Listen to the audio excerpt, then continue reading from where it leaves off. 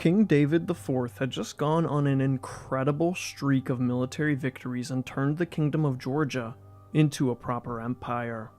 But then he died before he could savor the fruits of his long campaign. But he had left Georgia better than he had found it in every single way, including his succession. After 4 separate regencies and 4 adolescent monarchs, the Kingdom of Georgia would finally be inherited by an adult.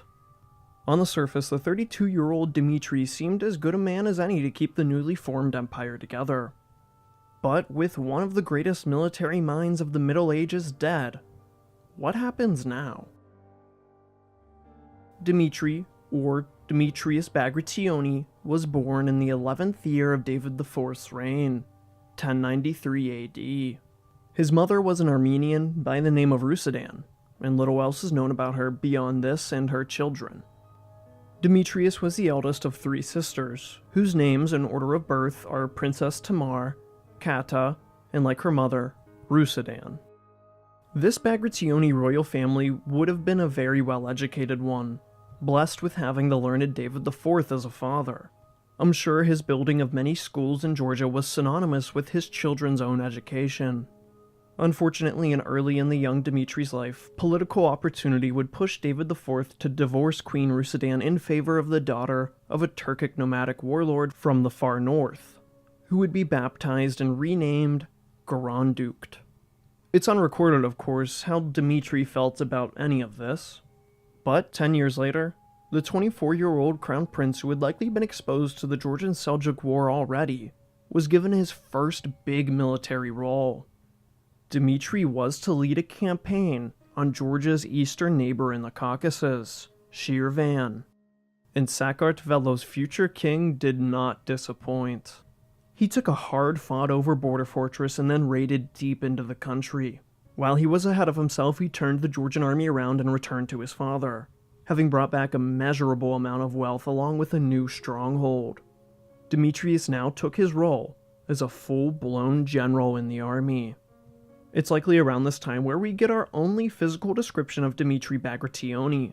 David IV, citing how good of hands Georgia will be left in, names off some of the crown prince's most redeeming qualities. He calls on his son for his wisdom, his chastity, his bravery, and to top it all off, he was apparently very handsome. A real Prince Charming type. The year following the Shirvan campaign, Dimitri's Cuman stepmother would give birth to her only child. An infant boy named Vakhtang now threatened the succession. While his claim was pushed to the side at the moment for his age, he was the firstborn son of a second wife, a wife who was not divorced. This didn't go well before with Bagrat IV's younger half-brother, and really the claim is fair enough, but Vakhtang would not reach adulthood before the death of the rebuilder. In 1121, Demetrius would prove himself on the fields of Georgia's most storied victory, the Battle of Didgori. The prince hid in the deep thicket of the ridge overlooking the main battle, patiently waiting for his father to give the signal. Anticipation grew, finally leading the charge that broke the massive enemy army. He nearly encircled his foe. It's safe to say Didgori was a massacre, and while it is owed to David IV, Dimitri's charge was surely the hammer to his anvil. After defeating the Seljuks and in the midst of carving out an empire, David IV became ill and rushed back to Tbilisi. Here he anointed Demetrius as king, giving him the noble regalia and armor before dying in January of 1125. But apparently King David didn't give up the crown of Georgia, deciding to let it go with him to the grave. Not literally, of course, but it begs the question, why didn't David IV crown his firstborn son as king if he knew he was going to die? Could be a personal attachment thing, which I would understand, but many scholars have debated this fact and complemented it with an alternative will of David IV Bagrationi. This likely theoretical will gives Demetrius Georgia and leaves him an option for his own succession. If he ever became a capable enough prince, David IV suggested making the now 7-year-old Vakhtang king. I honestly don't see David IV making this mistake, but even if it wasn't real, it was something that would itself be suggested in the not-so-far-away future. While David left Georgia an empire, he also left it slightly overexpanded, especially in the south towards Armenia. The Seljuks were practically masters of being defeated and then just coming back with a new army to plunder some more. So it would only be a matter of time before they licked their wounds clean of Didgori Valley. Although expansive, David IV left the empire one clear goal on where to expand to next. Of course, the practically encircled Ganja, and its protected trade road going south towards Iran. But before Dmitri could usher in his reign with the city that had held off David on 2 separate occasions, the Seljuks struck the seemingly competent new king. There was no way he was a military mind parallel to his father. That was 1 in a million. And they would prove to be right. But he had learned a thing or two from him.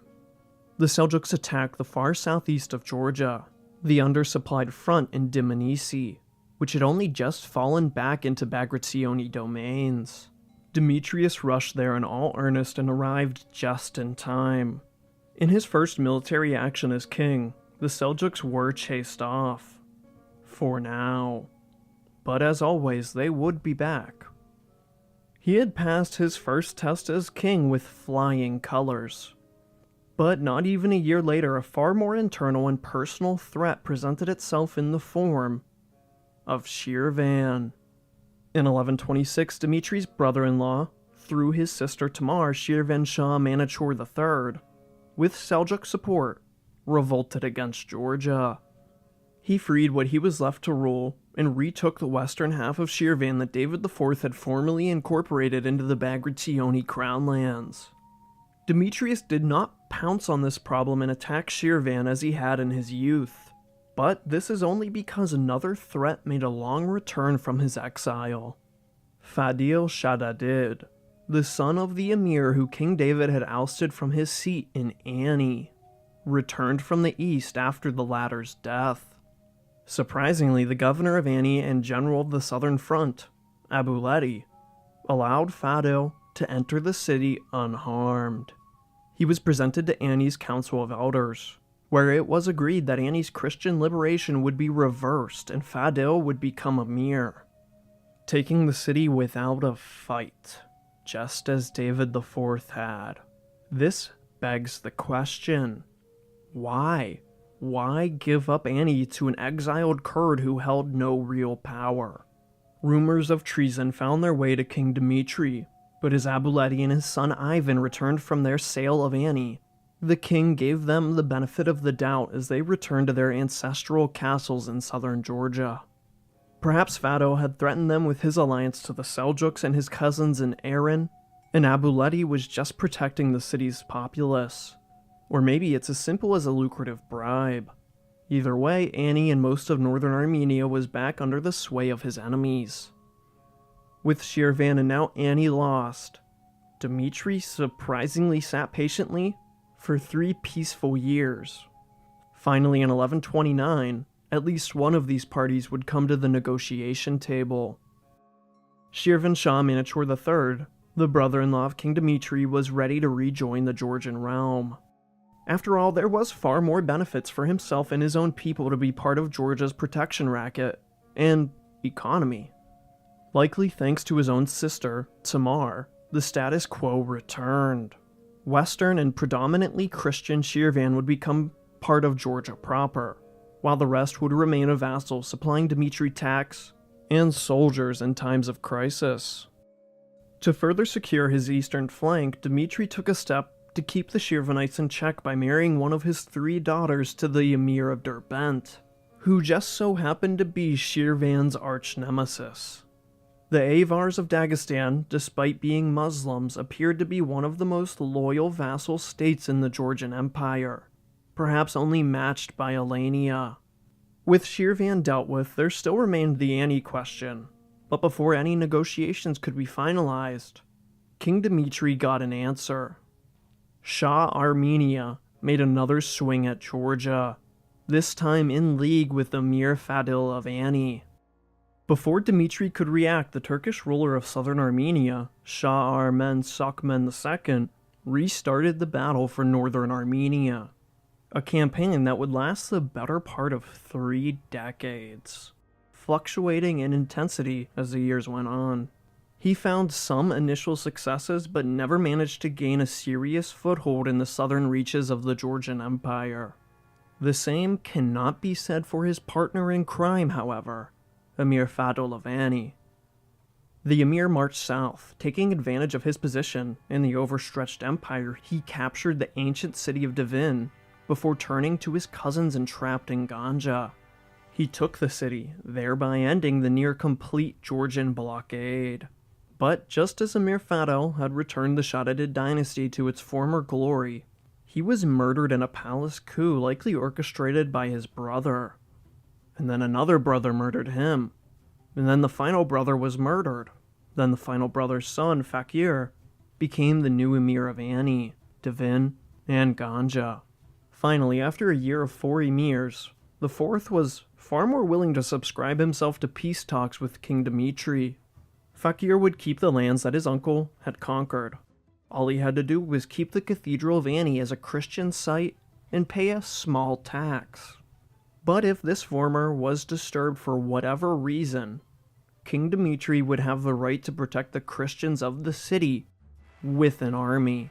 This treaty was somewhat embarrassing for the Georgians, but King Dmitry didn't see it that way. If there is one main contrast between Dmitry and his father, then it is that King Dimitrius preferred peace above all else. He had seen firsthand what 20 years of relentless warfare had done to the Georgians and their most celebrated king. Thousands of widows and orphans could tell you this firsthand. And while it appeared a lost war, Demetrius was more determined to protect the welfare of his people, and if that meant giving back some land that would already be challenging to hold, then so be it. With the war over, it was time to deal with the nobles who were responsible, Abuleti and his son Ivan. But one of them was already a step ahead of the king. Ivan was plotting against King Dmitry, as he led a coalition of nobles who wished to place the now 13-year-old Prince Vakhtang on the throne. The Mistovarni spy network set up by David IV had caught the plot just in time, however. Abuleti, Ivan, and Vakhtang were all imprisoned and put on trial. Abuleti was found innocent, having no knowledge of his son's treason, and disowning him when he had found out. Ivan would surprisingly be appointed a general and shipped off to the southernmost front in Tau-Klarjeti. But shortly after arriving, the Mistovarni would sneak into his bedroom and behead him. The job was done so well that no one even knew until they found a headless Ivan the next day. As for his much younger half-brother, Vakhtang, he too was found guilty. It's unknown how much the child prince was actually involved in the failed coup, but his punishment was likely one of necessity over involvement. Vakhtang, the poor boy, would be blinded, his eyes gouged out, ensuring that he would never become a king. The youngest child of David IV lived for 7 more years, but would die of an eye, or, an eye socket infection at the age of 20. While Dmitry was a fan of peace, he wasn't afraid to show his nobles what happened to the unloyal. With the always active Georgian nobility quelled for a time, Demetrius went back to his peace. Of course, with the exception of the Shah-Armenia War, but as stated previously, this was practically a stalemate. For 5 years, the Kingdom of Georgia enjoyed a peace it hadn't seen since the days of Bagrat IV nearly 75 years ago. A much-needed recovery as Demetrius fixed his attention to running a smooth government, which he appeared to successfully head. In 1136, the long peace was finally broken. A new player appeared in the tumultuous world of the medieval Caucasus, what many would come to call the first incarnation of Azerbaijan was born from the dying Seljuk Empire. The Seljuk Sultan gave nearly all his remaining possessions in the Caucasus to none other than a Kipchak general by the name of Eldaguz, hoping he could do something about the Georgian threat. While the Seljuks hoped this would solve the Georgian problem, all they really did was create their own puppet master that would eventually lead to the death of the Seljuk Empire a few decades later. But for now, the Seljuk realm was nearly unified under this Caucasian emir. Eldaguz bursted from the south. Kipchaks and Seljuks now fought together and cut a path through eastern Georgia, vassalizing Shirvan and Aran in a flurry before taking all the lands in between. Demetrius tried in vain to defend these eastern territories, but the only thing that saved him was the very same thing that had led to his own father's rise to power. As tectonic plates shifted, the earth gave in to tremble. An earthquake ripped through the land Eldaguz had just conquered, as if it was a prophetic sign from God himself. The city of Ganja would be the epicenter. In a few moments, the thorn in the side of the Georgian Empire was reduced to rubble, as a reported 20,000 were left dead. Finally, with this opportunity, King Demetrius sprung to action and gathered an army to finish what the earth had started for him. He swiftly marched on Ganja and easily took the city, something his father had failed to do on 2 separate occasions. In a display of power, he took the coveted city gates off their hinges and hauled them back to Gelati Monastery, not before engraving his own victory on the cast iron gates. I, King Dimitri, have smashed Caucasian Albania and taken these gates forever. In the following years, Eldaguz would try to reclaim the rebelled city, but the Georgians were simply too quick and refortified the gateless Ganja before the emir arrived. Seeing that the siege of Ganja would not be a foregone conclusion, Eldaguz decided to pick on the Georgian territory damaged by the peripheries of the earthquake. He took the province of Artsakh with relative ease in 1142, but in the following year Dimitri decided to make his peace with these new and far more ferocious subjugators. He gave Ganja as a dowry, as his only named daughter Rusudan was married off to the Seljuk Sultan, who is technically the overlord of Eldaguz. No member of the Georgian royal family had married a Seljuk Sultan since the days of Alp Arslan. By going over the head of the Azerbaijani Atabeg, meant peace was brought with only one daughter and one gateless Ganja. He had nearly lost a third of his empire. But once again, these were far away and difficult to defend lands. An even longer and more tranquil peace would follow for the next decade. As the Georgians and their new Azeri neighbors rebuilt their cities and religious buildings, they had to have known that this peace could not last past the life of Dimitri. Sometime in the 1140s, there was a fallout between King Dimitri and his eldest son, David. The reason remains a mystery, but it got so bad that Dimitri disinherited the prince in favor of his younger and more level-headed son, George.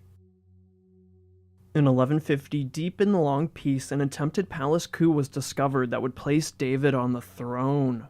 But just as the previous coup headed by Ivan and Vakhtang was discovered, the Mistovarni spies were always one step ahead of the game. Despite their falling out, Dimitri still had a soft spot for his firstborn, and spared him from a discreet beheading or an infectious eye gouging. He remained at the court, something Dimitri would soon come to regret. In 1152, the Seljuk Sultan that Princess Rusudan had married would die. She would thereafter be shipped off to that same man's great-uncle, the last Seljuk who held any real power still, the near 70-year-old Ahmad Sanjar in the east. In the following year, the Emir of Ani, Fakir Shadadid, who had been strangely quiet up until this point, made a double backstabbing move to remove his Islamic rivals. He invited the nearby Emir of Erzurum to Ani, so he could sell the city to him. Emir Saltuk II marched on Ani with a somewhat small army, not expecting any sort of fight. Dimitri was already fighting the Shah Armenians nearby when he got the news from Emir Fakir himself, instructing the king to ambush their mutual enemy for the benefit of them both. Dmitri found his spot waiting along the Silk Road trade route that went through Ani. And just as planned, the ambush was a success. The enemy were surrounded and surrendered almost immediately. The soldiers were sold into slavery, and they even took Emir Saltuk back to Tbilisi as a hostage, posting him up for ransom. King Demetrius left it to his nobles to decide the price for the emir's release. Rather surprisingly, they chose the price of 100,000 dinars. A hefty sum for a peasant, but for a nation such as Georgia, this was kinda junk change. It will soon become clear just why these nobles were seemingly giving away their payday. They were trying to slander Dmitri, making him appear weak. But the rule of the king continued as his final child and last unnamed daughter came of age to be married off. While his other daughters had married two nearby Muslim rulers, Demetrius wished to strengthen his ties with his Orthodox brethren. Not in the Byzantine East, but for the first time, Georgia would expand its politics far to the north. In the lands of the Kievan Rus, the daughter would marry the Grand Prince of Kiev, Iziaslav II. This marriage alliance could have been just the thing Georgia needed to reclaim its easternmost provinces. But it would all be for naught.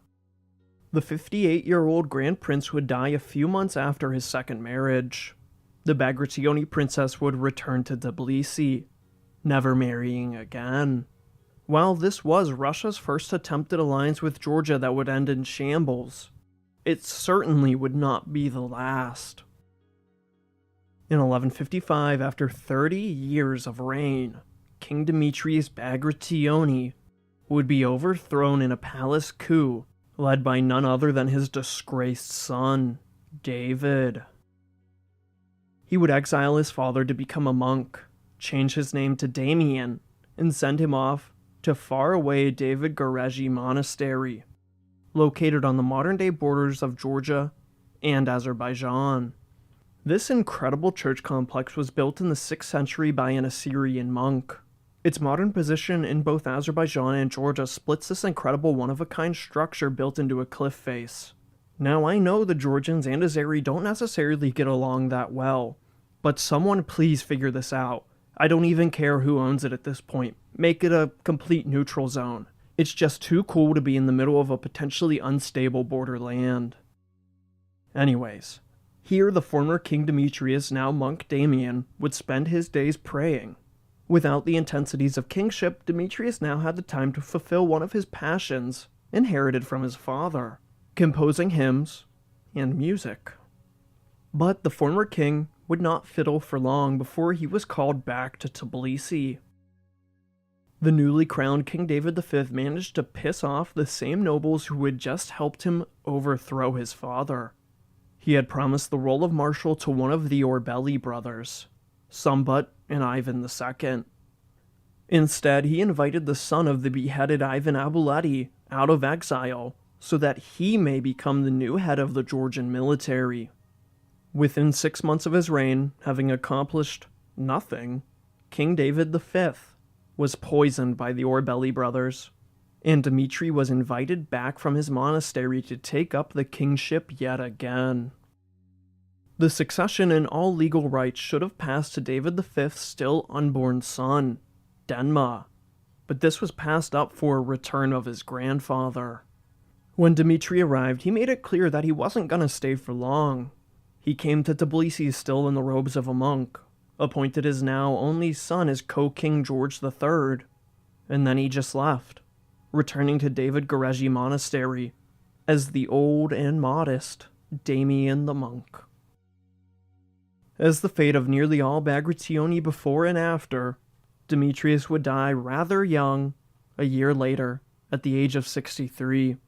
His body would be shipped off to Gelati Monastery, where he would be buried alongside his father and the gates he had donated. Dimitri's biggest contribution to the history of Georgia wouldn't be his peaceful politics or the gates of Ganja. Instead, it would be a song that he composed in the final years of his life as a monk. Thou Art a Vineyard is likely the most important song in Georgian history. Nearly every Georgian, or they should, know this non-instrumental choir. You are a vineyard newly blossomed, young, beautiful, growing in Eden, a fragrant poplar sapling in paradise. May God adorn you. No one is more worthy of praise. You yourself are the sun, shining brilliantly. It sounds a lot better in Georgian than it does in English. When the Soviets took hold of Georgia and banned all religious songs and scriptures, this song is the only one that remained playing in the churches and monasteries, for it does not mention God. This song, written by one of their kings nearly 1,000 years before, kept the Georgian church and spirit alive under Soviet occupation, and for that alone, Demetrius should be praised. As for the reign of Demetrius, one could critique him and compare him to his father. He was no military mastermind, but he did accomplish two things his predecessor could not: 18 years of relative peace, and the gates of Ganja. While the empire slightly unraveled under him, he still kept it together, despite 3 coup attempts, finally leaving his son to pick up the pieces he had dropped along the way. To end on King Demetrius Bagrationi, let's take a listen to his masterpiece song. I think it's nearly mystical sounding, but let me know what you think in the comments. Now, take it away, Dimitri.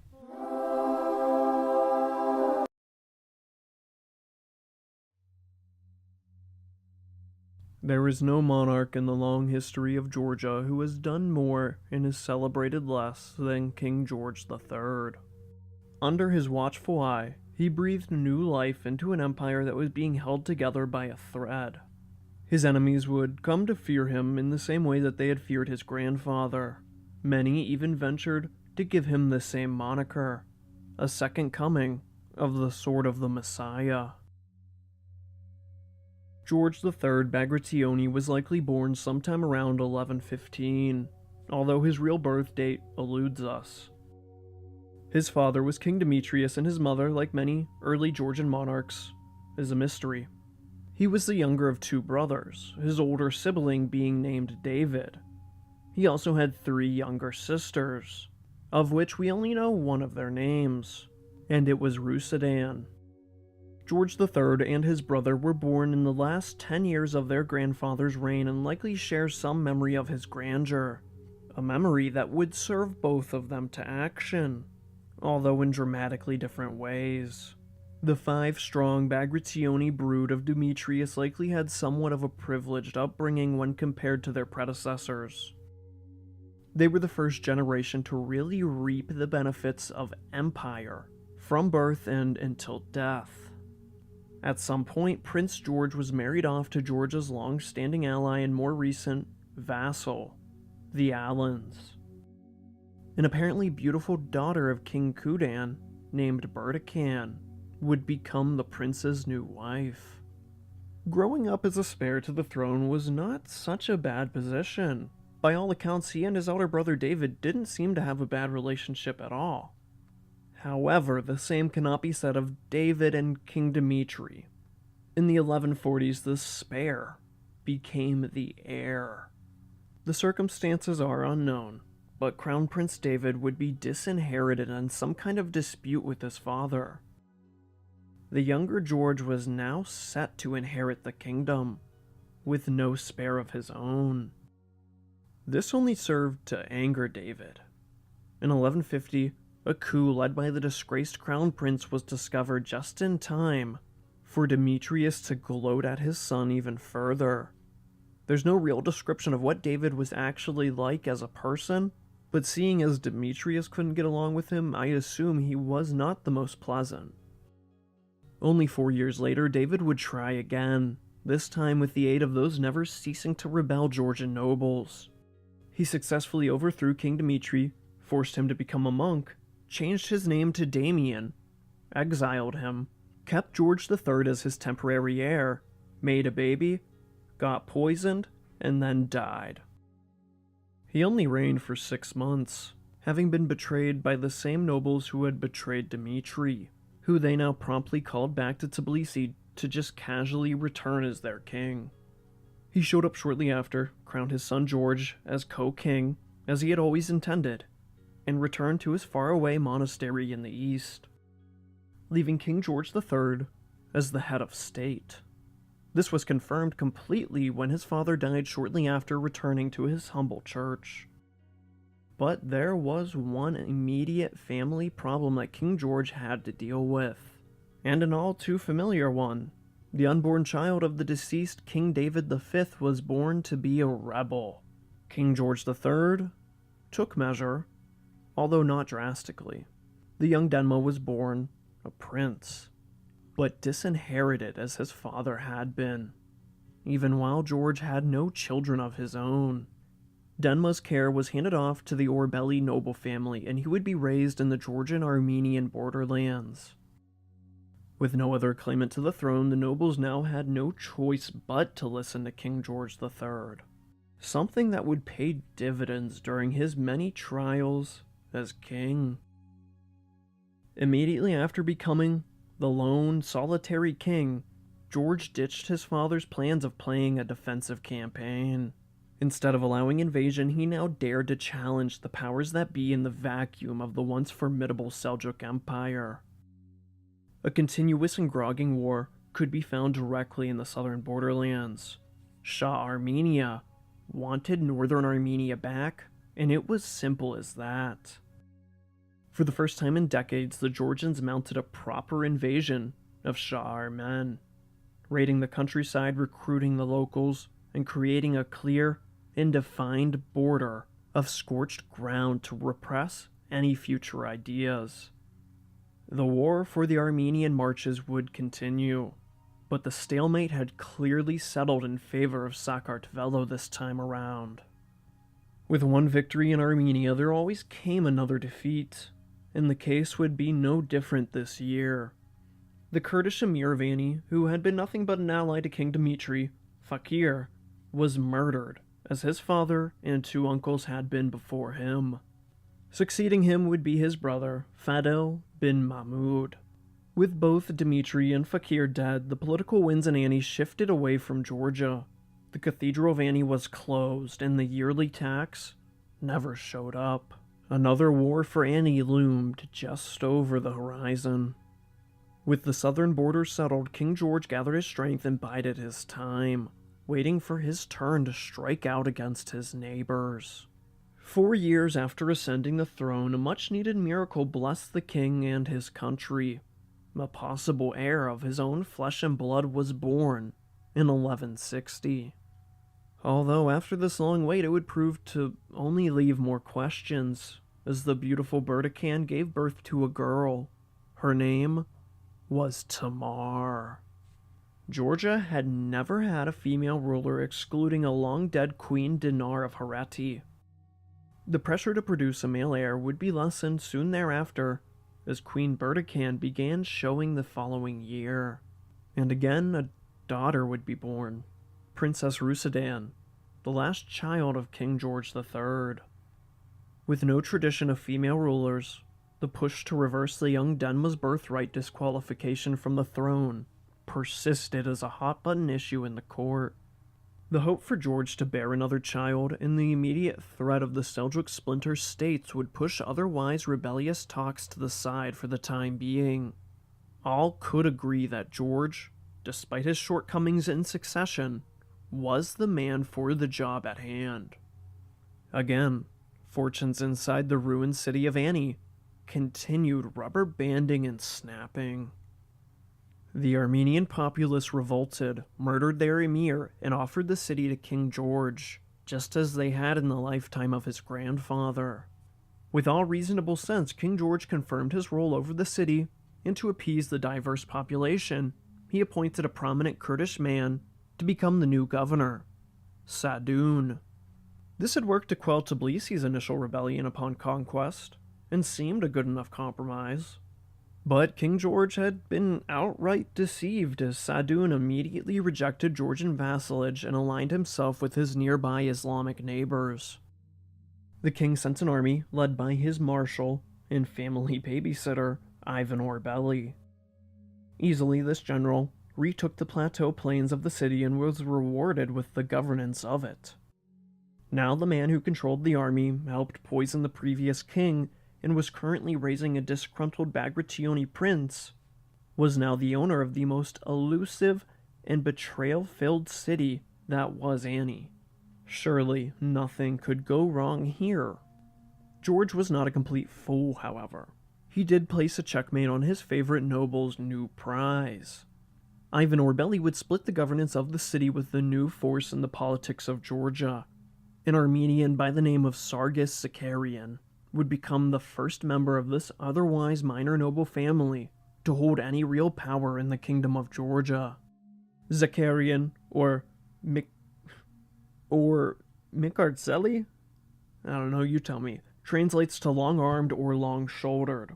Perhaps a reference to the overall size of this family's members, or an ancestral affinity with the sword, the ultimate long arm.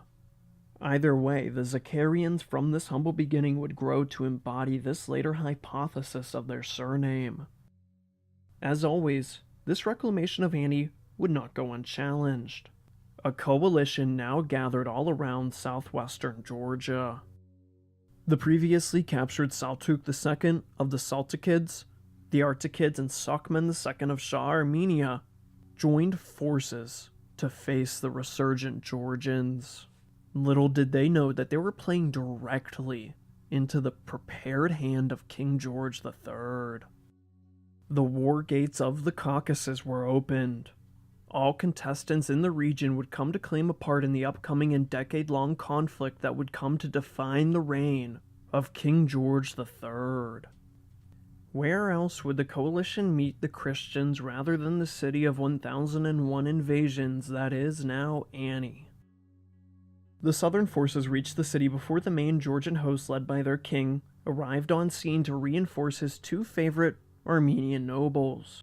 But the trio of emirs would soon become only a duo. Saltuk II had already been captured and ransomed once by the Georgians for meddling in the affairs of Annie. That damn well was not gonna happen again, so he abandoned his allies and just left them for dead in enemy territory.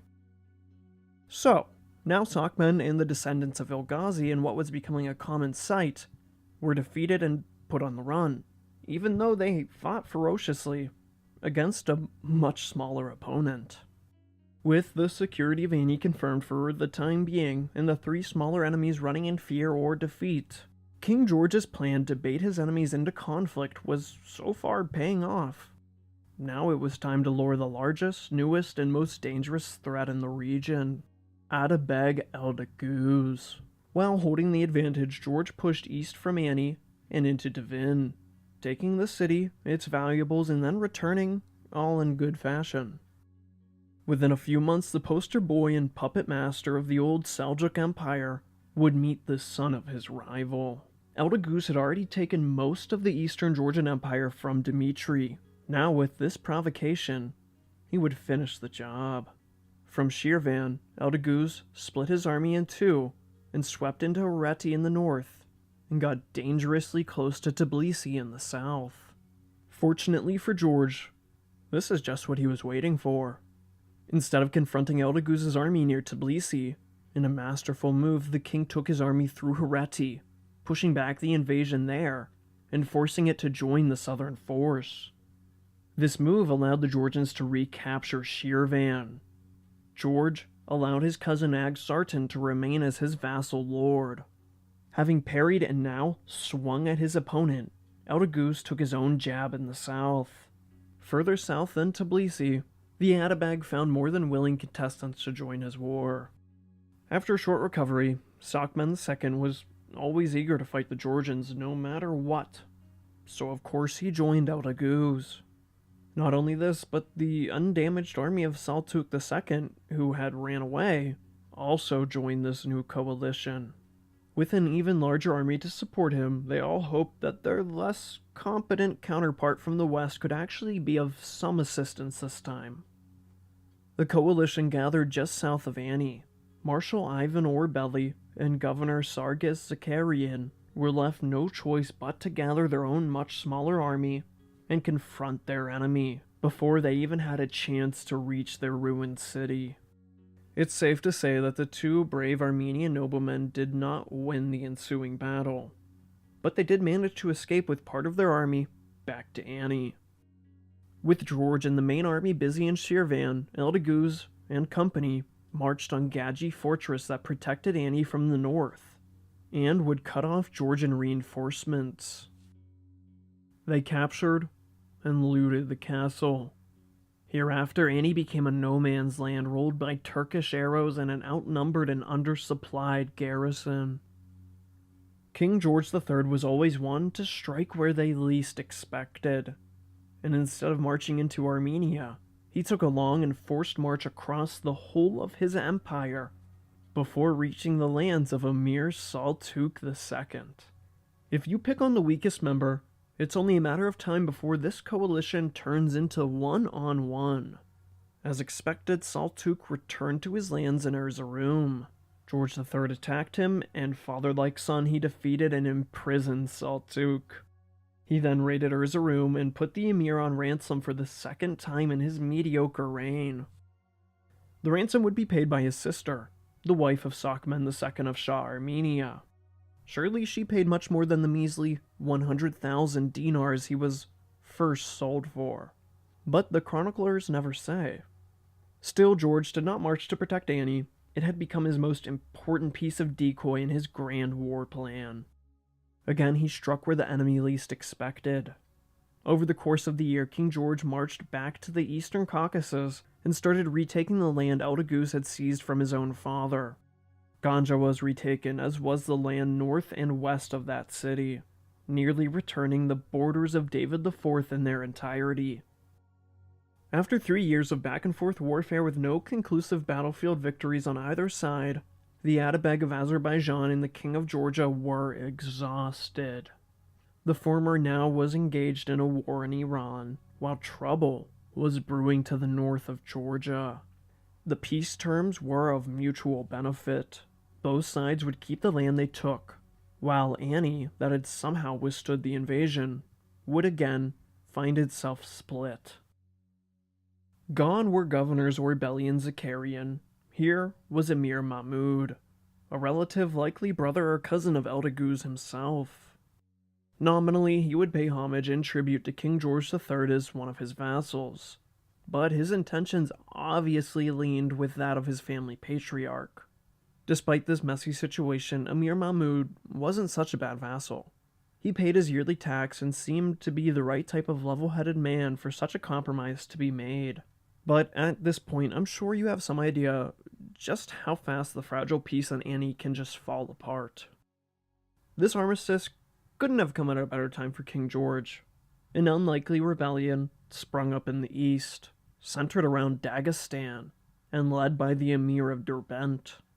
As in the times of David IV, what was left of the independent nations in the North Caucasus banded together to oppose further Georgian encroachment on their lands, and in some cases, freedom from imperial vassalage. The strongest of these nations and peoples involved in this new coalition was of course the Emirate of Derbent, but through intrigue, alliance, and mercenaries, he comprised a proper army that could match that of Georgia. There was an old enemy, and sometimes ally of Georgia. The remnants of the Khazar Khaganate still clung on to the cliffs of the north-central Caucasus. That is resilience. Although fallen from glory, they were no pushover as missile cavalry still. Joining their Turkish brethren, as every army in the time and place fielded Cuman Kipchak mercenaries, so too would this one. Not only this, but some of these former nomads that were given citizenship in Georgia now joined the fray. More mercenaries came from Alania, much to the surprise of either side, as Georgia and Alania had stood mostly as friends for decades.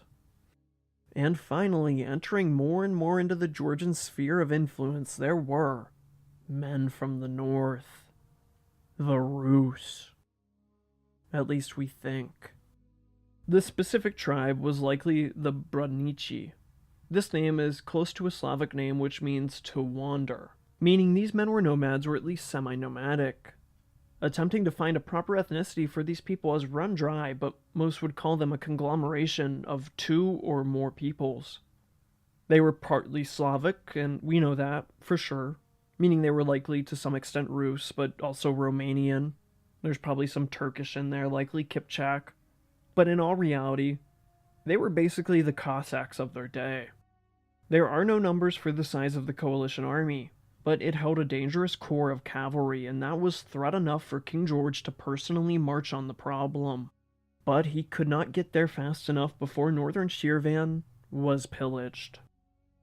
His cousin, Ag Sartan, desperately called for an already approaching aid from his liege.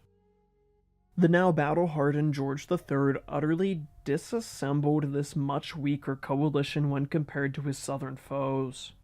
If there was a major battle, it was not recorded. What was told for generations was the utter devastation of Dagestan. George III repaid their raiding and showed no mercy to what seemed to be one of George's most loyal vassals up until that point. In a turn of fortune, Shirvan would gain around half of their regional rival's emirate. A strong and loyal Shirvan was much more valuable than the same for Derbent. While this war came as a surprise, it seemed to be a much-needed evil to quell Shirvan with kindness. A much-debated figure appears in the previously stated campaign. A Byzantine prince by the name of Manuel Komnenos would join the Georgian army and show himself as a heroic fighter. While Manuel was in the east at this point, Byzantine sources only have him visiting as far as Jerusalem. However, a diplomatic mission to Byzantium's eastern powerhouse of an ally wouldn't be out of the question, as the Georgian Chronicles recount his trip to Tbilisi. The diplomatic trip would come to serve Manuel's two sons, Alexios and David. When the Komnenos family needed help the most, Georgia would be there for them. It's at this point where one of the greatest poets of all time, and certainly the most famous in the Caucasus at this point, gives a more than appealing description of George III. The writer in question goes by the pen name of Kakani. The son of a Muslim carpenter and converted Nestorian Christian, he had been the court poet for Manichor III of Shirvan since he was a teen. The critical Kakani appeared a fan of King George's brand of feudal rule.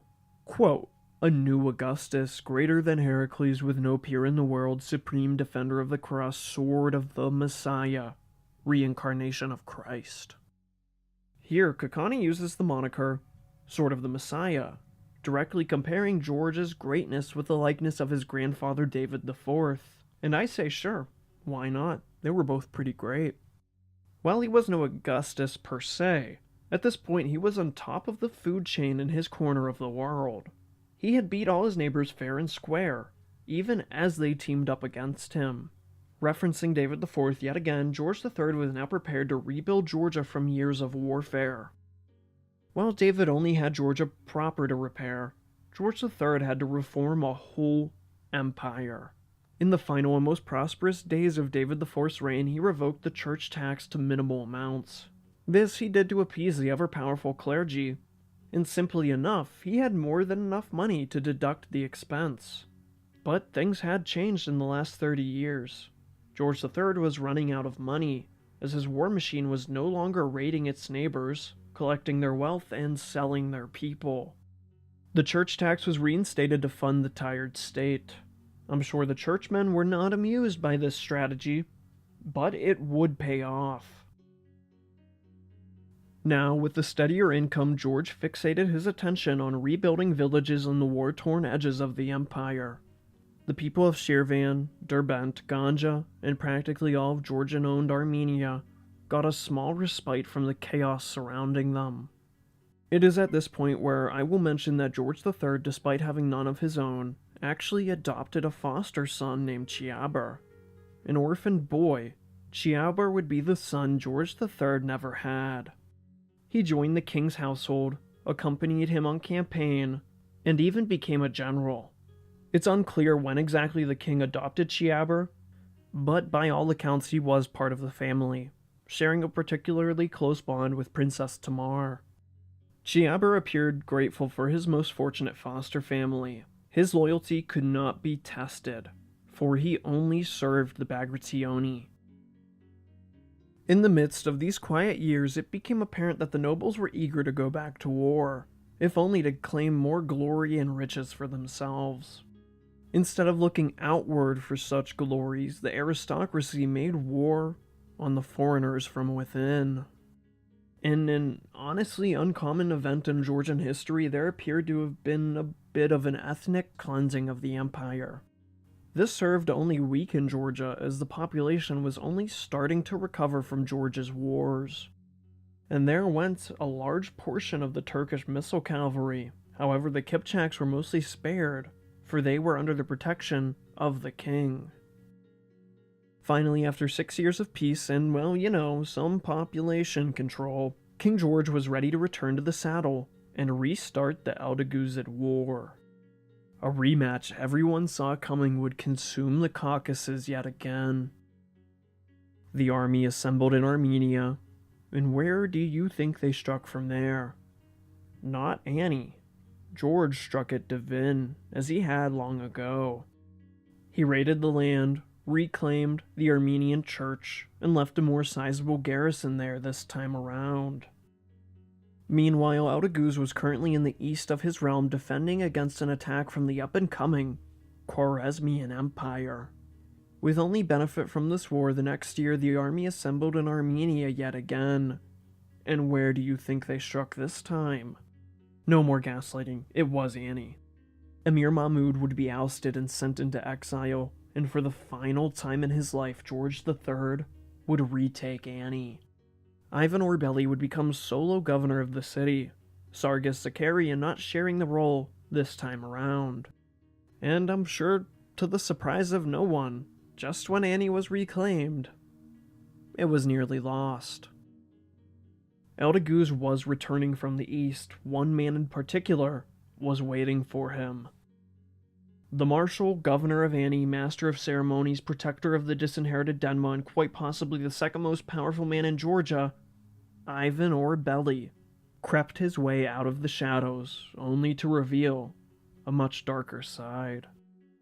Nearly as soon as he reoccupied Annie, he made talks to sell it to none other than Atabeg Aldeghuz. Of course, he took the deal and made preparations to retake it.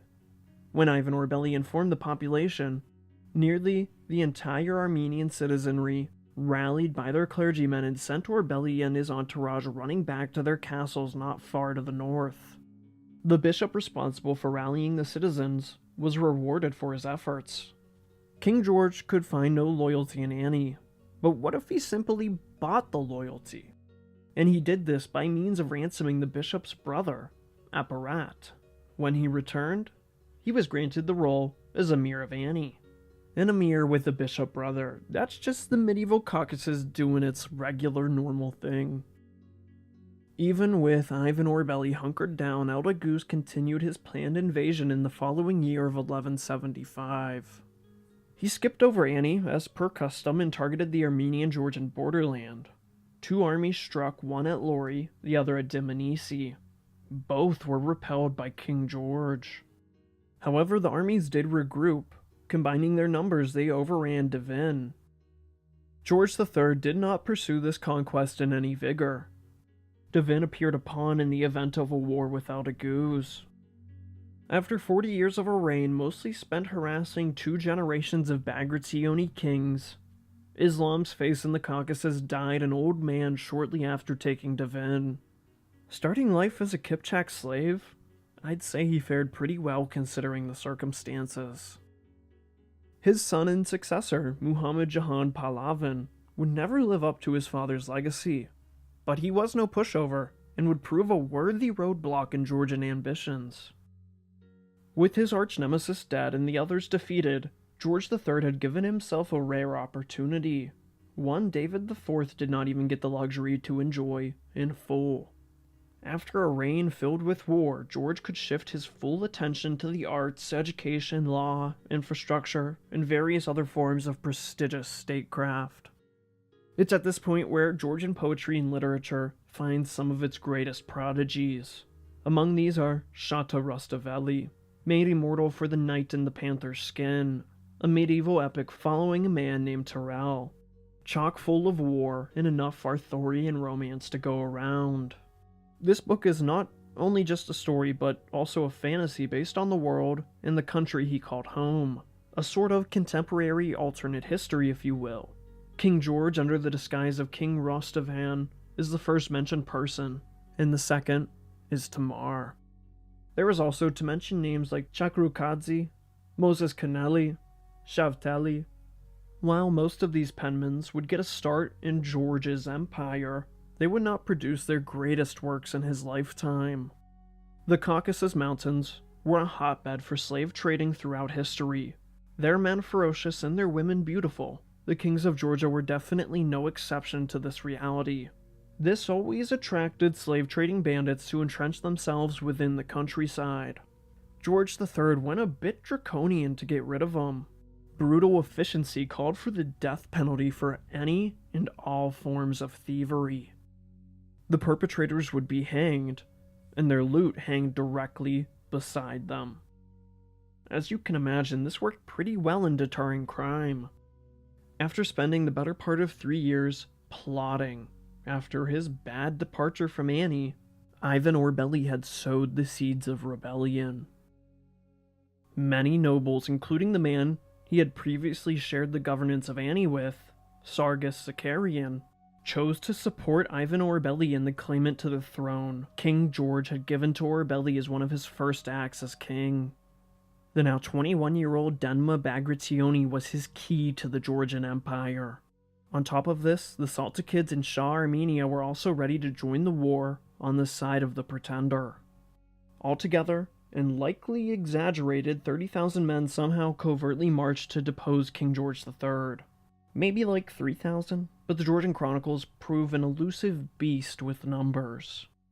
George III, like many of his predecessors, was a very pious man. He made it a frequent occasion to travel to various religious sites in his lands simply to pray. One night, in 1177, a few miles south from Tbilisi, King George found himself at such a site in the village of Kajori. As per usual, the king was accompanied by much of the Monaspa Guard. However, in the outskirts of the capital, the king's train of men was a tad shorter. They had no idea that the rebels were nearing this same village.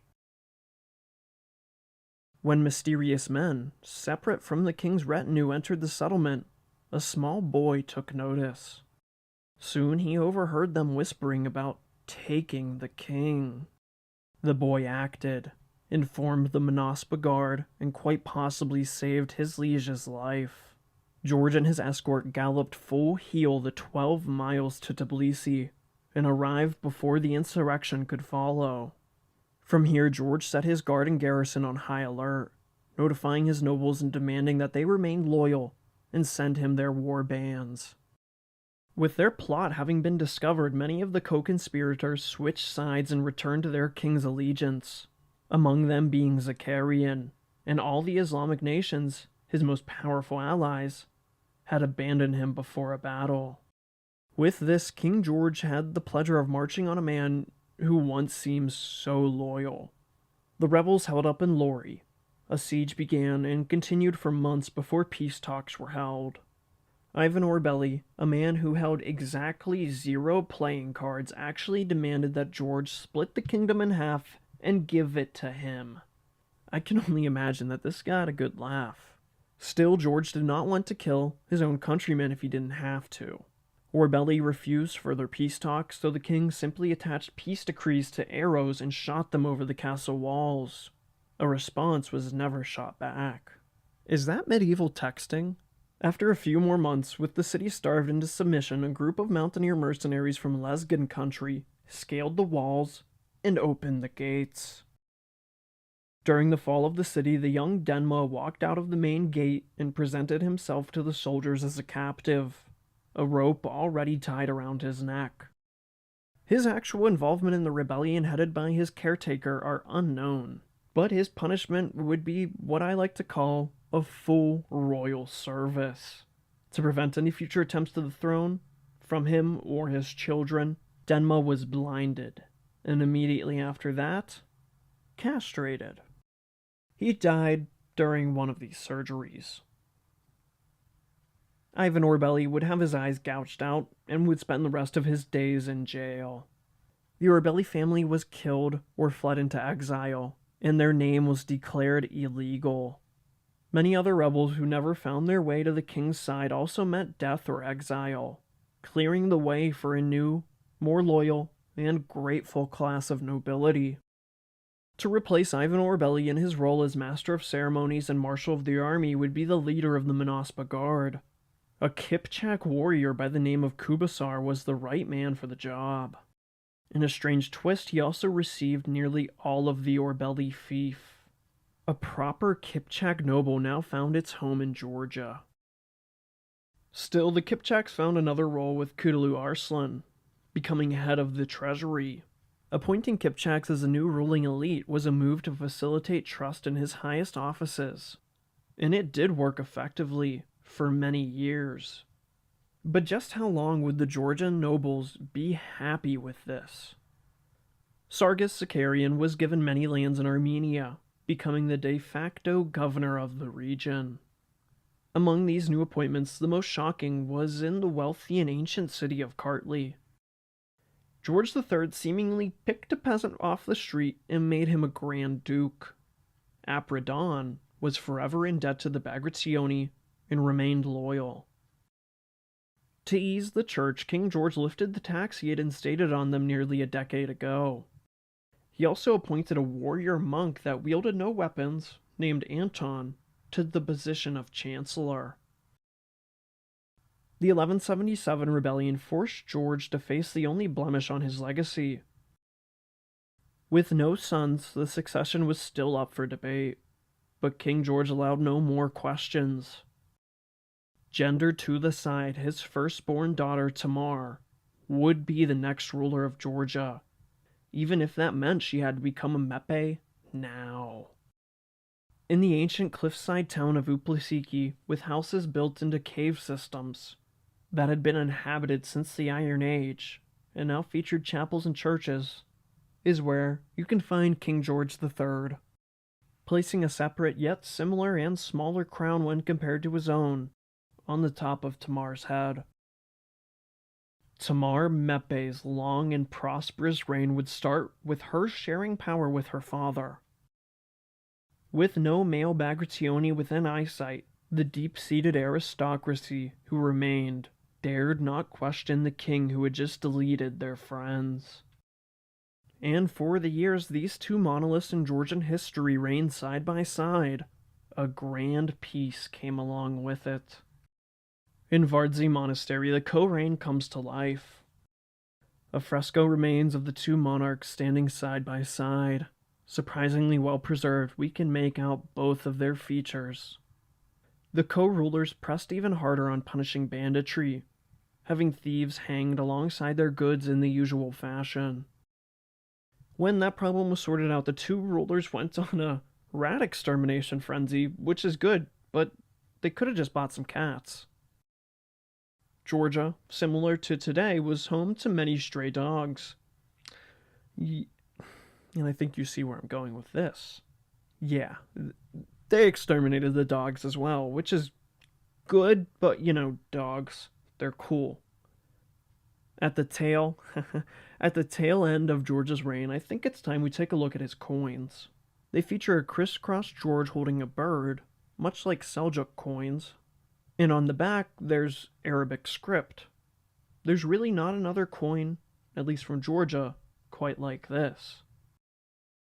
With his succession assured, his enemies defeated or outlived, his pests, human or not, exterminated, and his nobility quelled, King George III lived out his twilight years in relative comfort, and I'd say that was pretty well earned on his part, which likely attributed to his old age, at least for Bagrationi standards. When the king died on March 27th of 1184, he was likely around 70 years old. He was buried at Gelati Monastery, among his most famous ancestors. George III is yet another example of a military prodigy coming out of the Bagrationi line.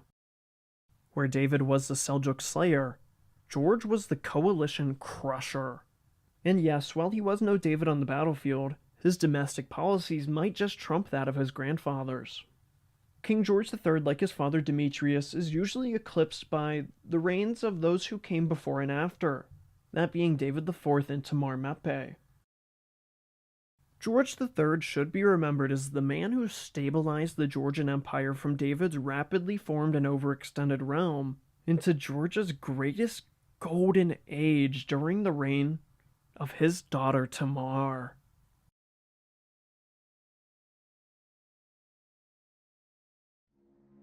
There was in Sakartvelo George, a king by the grace of God, happy, exalted, generous, modest, lord of many hosts and knights, just and gracious, powerful, far-seeing, himself a peerless warrior, moreover fluent in speech.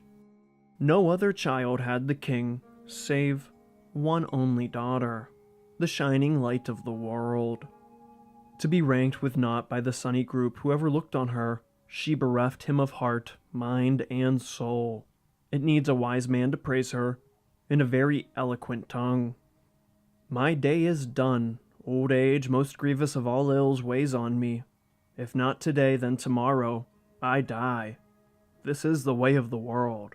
What light is that on which darkness attends? Let us instate as sovereign my daughter, of whom the sun is not worthy. Though indeed she be a woman, still as sovereign she is begotten of God. She knows how to rule. We say this not to flatter you. We ourselves, in your absence, often say so. Her deeds, like her radiance, are revealed, bright as sunshine. The lion's whelps are equal, be they male or female. For nearly 200 years, the unified kingdom and now Empire of Georgia had stood strong despite numerous setbacks. 8 kings in a near-perfect line of patrilineal succession headed the Bagrationi throne in Tbilisi, and before that Kutaisi. Most of these men would start their reign as boys, and most would die early. Most of these men were proven battlefield commanders, some much better than others. Most of these men had done their best, and it is through all of them that the Kartvelians were not only unified, but also turned into a proper medieval superpower. But it would not be a man that would oversee Georgia's most illustrious, most celebrated, most reminisced. The evergreen days would flourish with a female monarch. Tamar Bagrationi, Tamar Meppe, or Tamar the Great would lead Sakartvelo to its peak in territory, cultural advancement, diversity, and economic standing. A monarch so fitting for her time and place that Georgia's golden age seemingly starts and ends upon her life and death. Tamar Bagrationi was born in the year 1160, firstborn child of King George III and his wife, a beautiful princess of the Alans named Berdican. By the time of her long-awaited birth, the king was already well into his middle age. While still an imposing figure, it was his duty as king to produce another king. He and the queen got right back into the sack, and around a year later, another child would be born. And she too was a girl. Tamar and the younger Rusidan would be the only children the royal couple would welcome. The issue of succession never ceased to be on the minds of the Darbazi Grand Council of Nobles. While Tamar would have no brothers, there was one man she regarded as such. The adopted son of the Bagrationi, Chiaber, would never cease to be the protector of his sisters, a role George III had likely groomed within him as his young foster son. Tamar would grow up in the royal palace in Tbilisi. She also is known to have made at least one small road trip in her early life.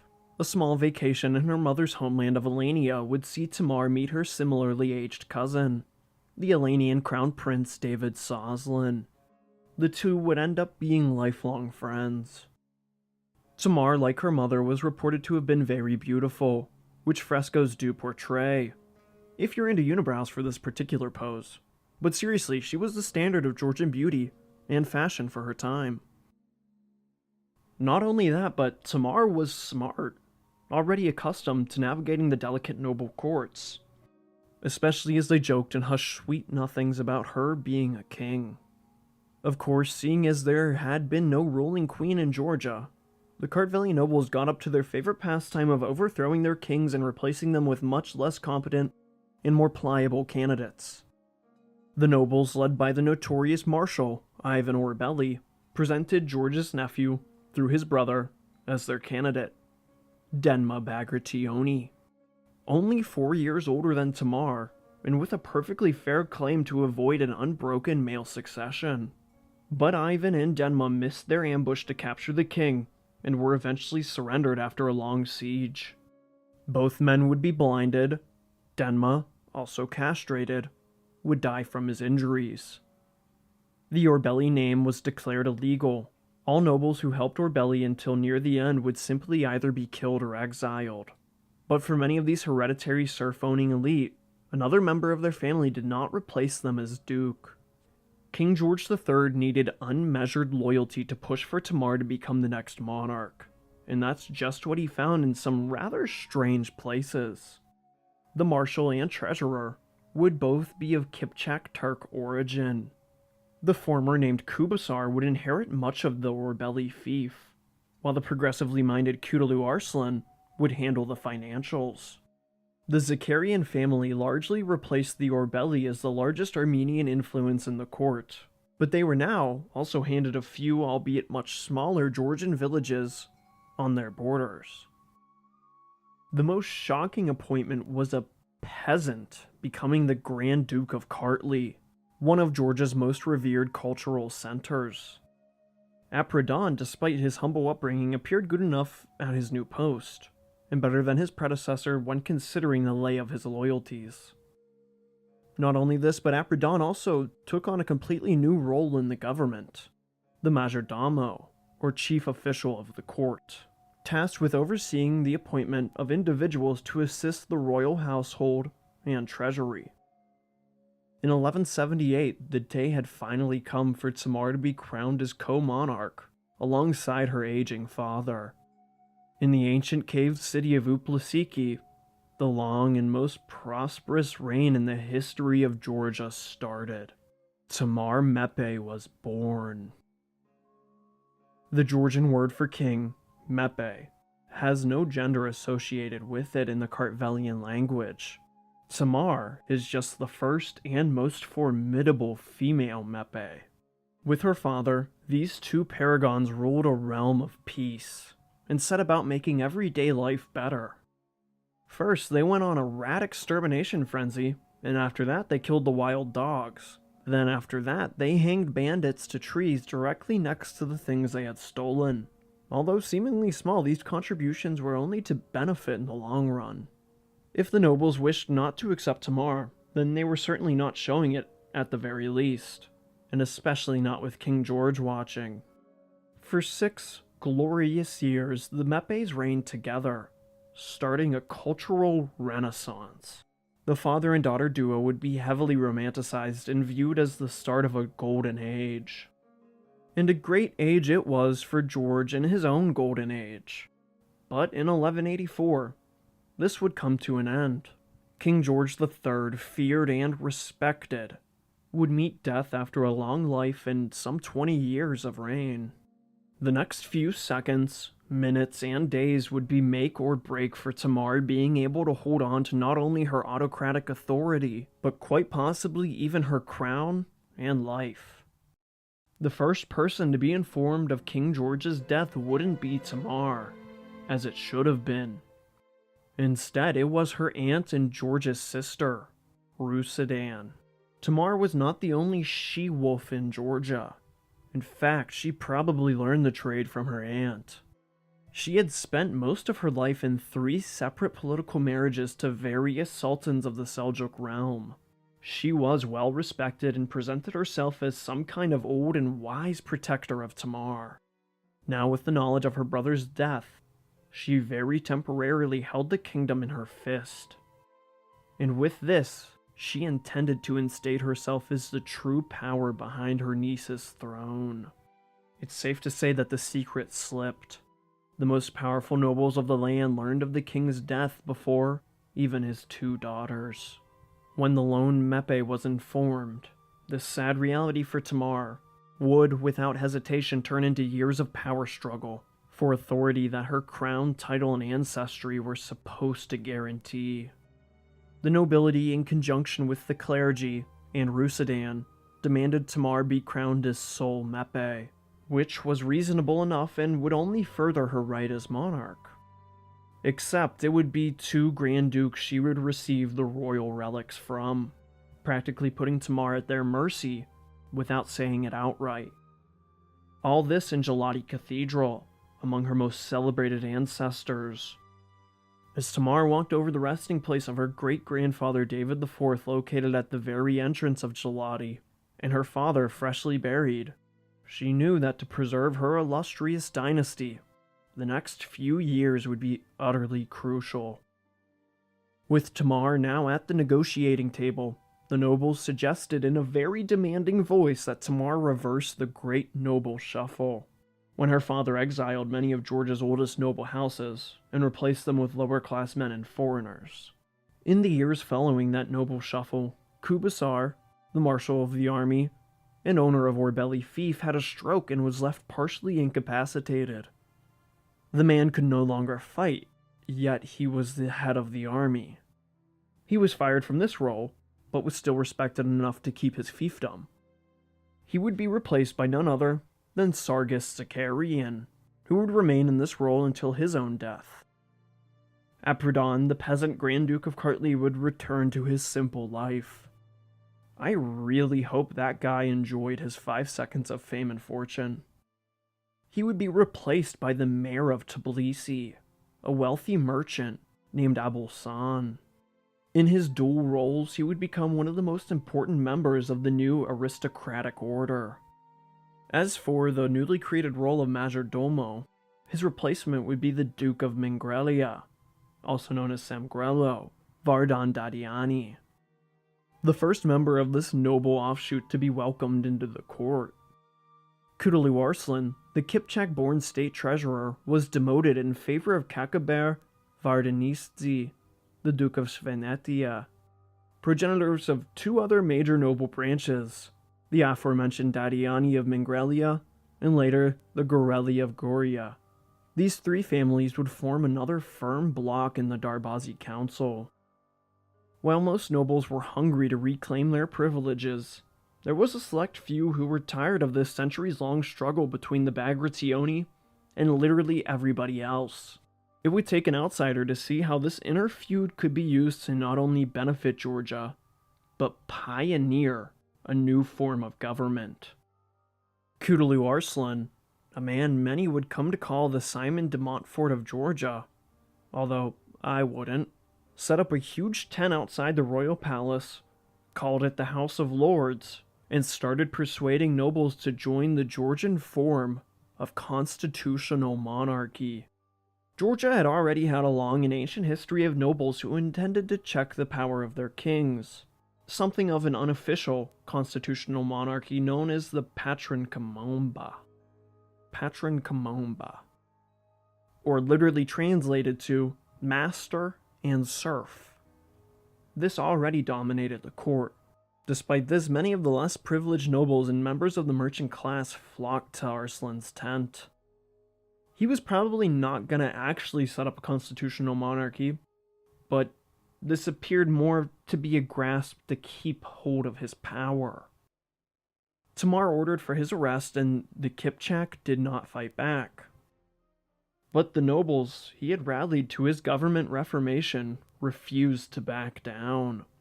They now threatened the country with revolt if Kudali was not released. 2 noble women were sent to negotiate with their revolutionary counterparts who encamped just outside Tbilisi. This, however, was only a stalling tactic for the opposing nobles to gather their own forces.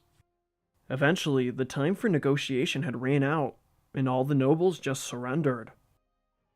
To avoid another clean slating of the class, Tamar either chose to or was forced to pardon them.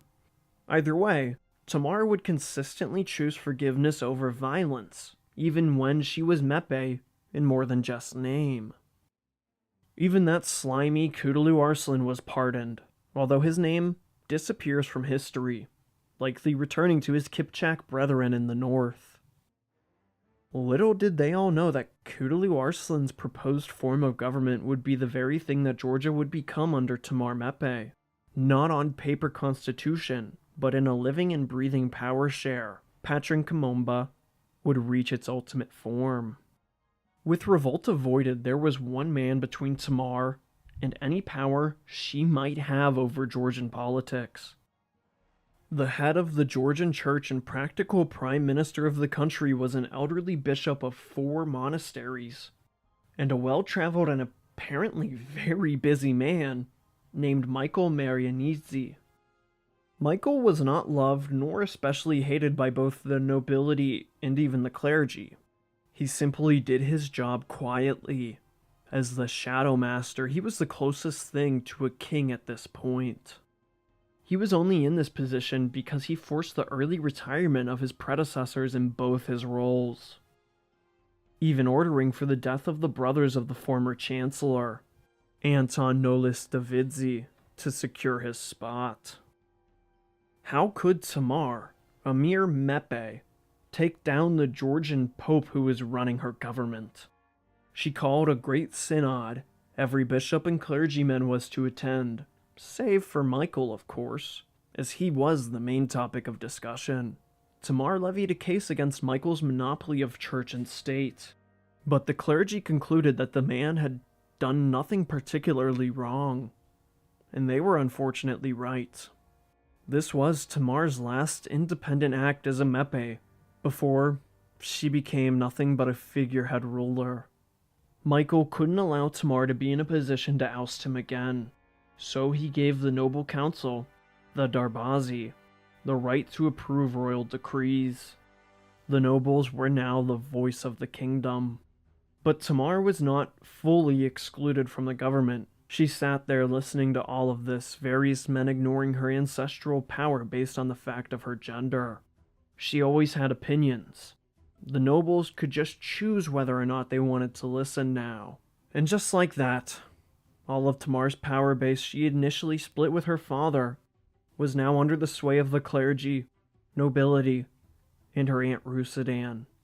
But was Rusidan doing the power broking on behalf of Tamar in order to protect her, or did she simply grasp at power for more selfish reasons? This is a question many wonder. Either way, Aunt Rusidan showed Tamar how a strong Bagrationi woman could rise to the top. All it took was some intrigue and ambition. These 3 shareholders in the Georgian kingdom had very few to contest their gross mistreatment of Tamar. But one powerful family usually sided with her, the ever more influential Zacharids of Armenia. They were one of the only families who contested the marriage of the puppet master's choice. With the Byzantine Empire in severe decline, the only other Orthodox nation Georgia could realistically find itself marrying into was that of the Third Rome far to the north, the rising power that was the Russians.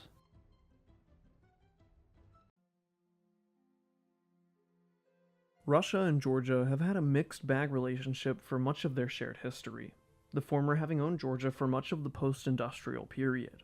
But this near reverence on the Russian side and more than hate from the Georgian side goes back much farther than this. It all started nearly 1,000 years ago with a runaway Rorikid prince, whose life had simply been one long revenge story, and a beautiful queen struggling to reign in her court. While sounding like the start of a chivalric-filled medieval love story, I promise you this is anything but. A year younger than Queen Tamar of Georgia, the 24-year-old Yuri Baglayupsky, a descendant of the Rorikid dynasty, would fit the needs of the nobility. To say that Yuri had a troubled youth, even when compared to Tamar, would be an understatement. After all, how else would a descendant of Rorik find himself all the way in the Caucasus? Yuri was the son of Andrei Baglayupsky, the prince of faraway Vladimir Suzdal, a man who himself had come to power by exiling his 4 brothers to Byzantium. Later in his reign, he occupied Kiev for a few years, and after that he blockaded the trade ports of Novgorod, all the way towards the eastern end of the Baltic Sea. Eventually, the Novgorodians surrendered their city, and the 10-year-old Yuri was declared their prince. Here the boy stayed for 3 years until his father was on the losing side of a massive coalition built against him. Eventually, 20 of his own nobles rushed into his room and slaughtered him in his sleep. Novgorod then ousted their adolescent prince in a heartbeat. Hereafter, Yuri and a few loyal men made way for Vladimir Suzdal, only to find many of his uncles and cousins had returned from their exile with hopes of taking the crown from a child. Yuri would stay and fight, but would eventually be kicked out completely as he could not garner enough support for his cause.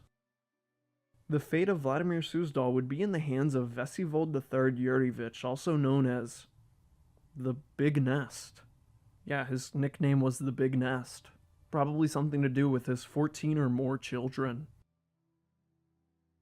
At any rate, the young Yuri, despite proving himself as a decent enough general in his family dispute, had run out of places to hide. His relatives wanted his head, so he joined forces with a group of well-established Rorikid headhunters. He took shelter with none other than the Kipchak Turks and continued his war, proving himself invaluable to the nomads as both a warrior and a pawn in politics. From here, Yuri worked his way down the Kipchak Human Confederation until reaching the cliffs of the North Caucasus. Here, he remained for some years. Back in Tbilisi, Tamar's marriage was thrice agreed upon by her aunt Rusudan, Catholicos Michael IV, and most importantly, the mayor of Tbilisi, Abusan, a merchant who had not only connections with the Kipchaks but was also forming his own conspiracy. See, Abusan and a select few merchants in Tbilisi were heavily invested into stretching Russian influence all the way into Georgia. An effort that would likely improve trade, at least to the north, but would simultaneously put the empire at risk to just become another Russified satellite state.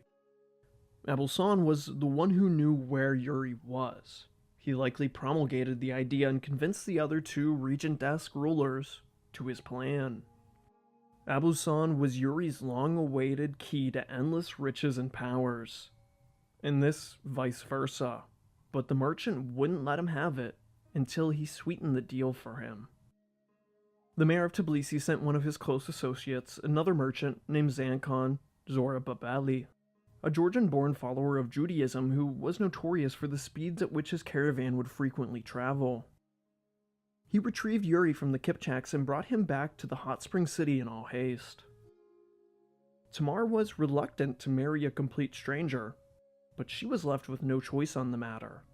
The kingdom needed an heir, lest they face an all-out dynastic war upon her death.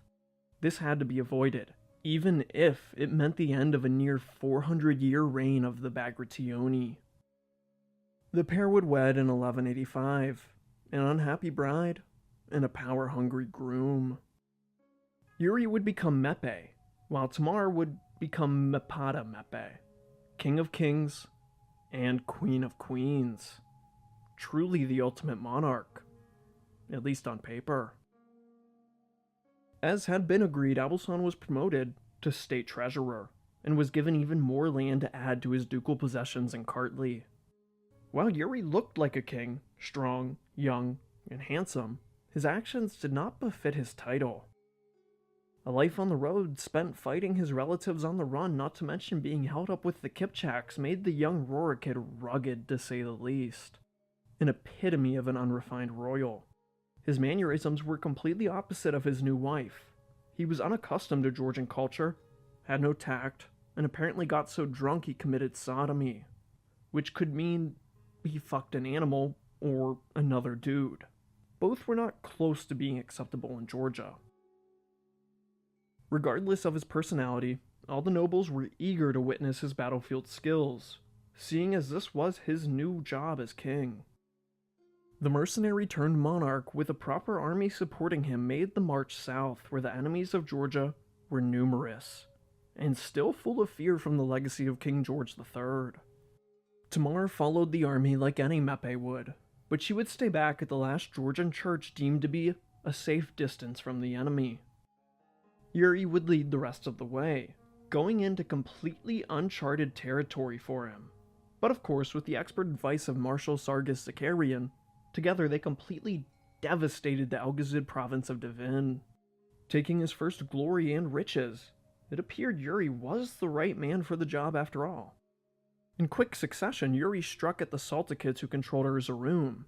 Here too, he raided the lands before making an enriched return trip, this time taking all the spoils with him back to Tbilisi.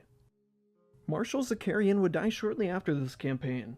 Having built his family name from the ground up, he would be survived by his two sons, Zakar and Ivan. Like their father, both would grow to become some of Georgia's finest commanders. But for now, he would be replaced by one Gamrakeli Torelli, ruler of two central Georgian duchies, an apparent favorite of Tamar Mepe.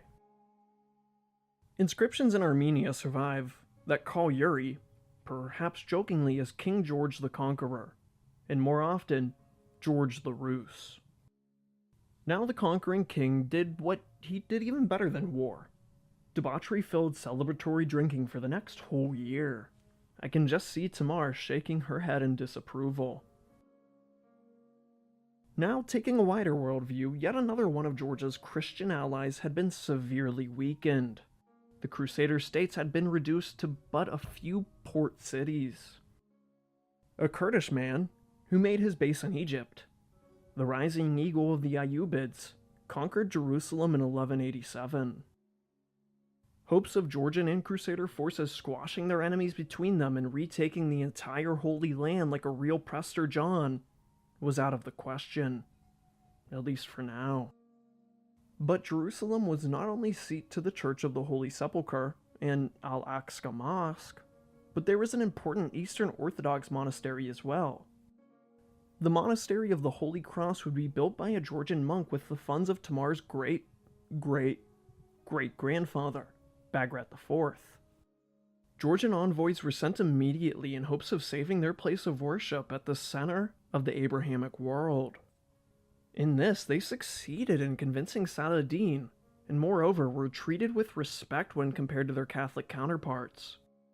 Georgians were allowed free passage into the city, with their five-crossed banner leading them, and swords at their hips. I can't understate how incredible that is. But Saladin needed a happy Georgia. He had crushed one Christian power, but could he crush another? After a year of getting absolutely lit in the opulence of Tbilisi's royal court, just about everyone had had enough of the partying Russian. Tamar demanded that the marriage be annulled, or there would never be an heir. For once, Catholicos Michael agreed, made the divorce official, and sent Yuri away with a sizable bribe to Constantinople. Surely the revenge-filled Yuri would never come back. Surely. Abulsan, the court treasurer who had orchestrated the marriage, would then lose all his titles and lands, and he would be replaced by the greatest poet in Georgian history, Shah Arastaveli, author of The Knight in the Panther's Skin, an allegorical epic that parallels the world of Tamar Mepe's reign.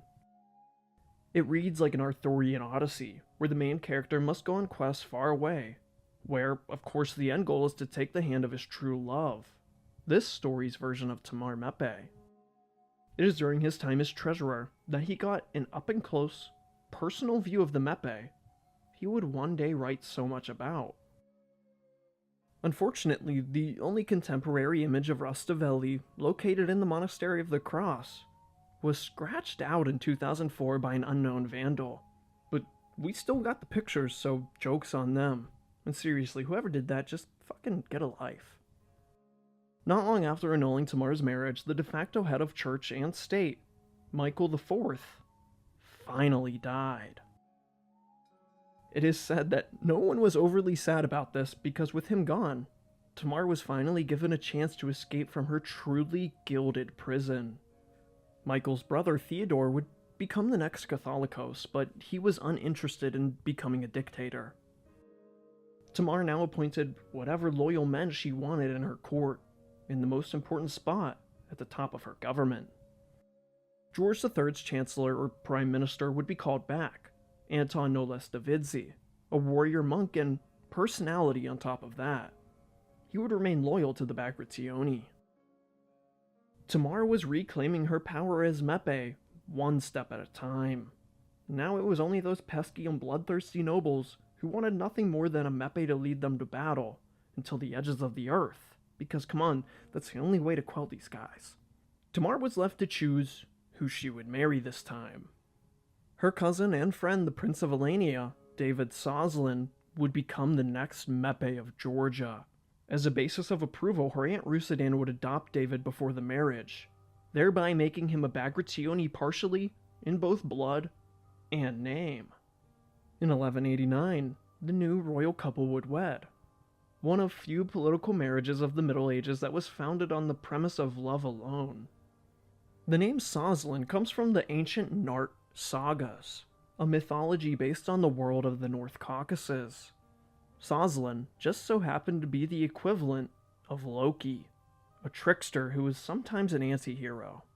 In the Ossetian language, Soslan directly translates into to look menacing, and that's exactly the role David would play in Tamar's court.